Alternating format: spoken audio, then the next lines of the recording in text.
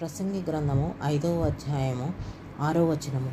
నీ దేహమును శిక్షకు లోపరచునంత పని నీ నోటి వలన జరగనీయకము. అది పొరపాటు చేత జరిగినని దూత ఎదుట చెప్పకము. నీ మాట వలన దేవునికి కోపము పుట్టించి నీ కష్టమును వ్యర్థపరుచుకొనిదువు. 11వ అధ్యాయము 9వ వచనము. యవనుడా, నీ యవనమందు సంతోషపడము, నీ యవన కాలమందు నీ హృదయమును సంతుష్టిగా ఉండనిమ్ము.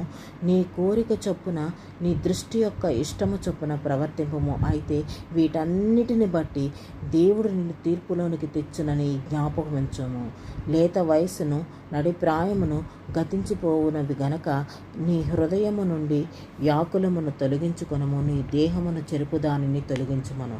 ఈ దేహముతో చేసిన ప్రతి ఒక్క పనికి తీర్పు దినమందు మన సమాధానం